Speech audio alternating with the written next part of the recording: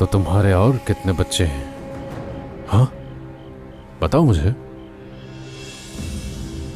जैसा मैंने सोचा था, तुम्हारे तो बच्चे नहीं हैं, और आधी रात को मेरे दरवाजे पर आकर मुझे मेरी बेटी का बाप बनना सिखा रहे हो। शर्म आनी चाहिए तुम्हें। मेरी बात सुनो, मैं उस छोटी बच्ची को तुम्हारे पास नहीं छोड़ूंगा। हट जाओ सामने से। कौन हो तुम? हाँ, हटो। ईशा, तुम्हारी हिम्मत कैसे हुई मेरे घर में घुसने की? हाँ, ये क्या कर रहे हो तुम लोग? हिलना मत। ईशा, ईशा, ईशा।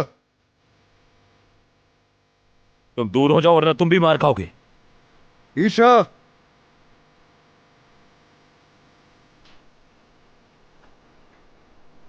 कहाँ गई हो? ईशा, ईशा रुको।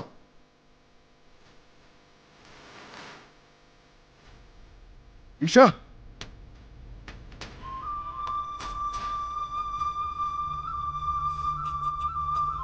ईशा,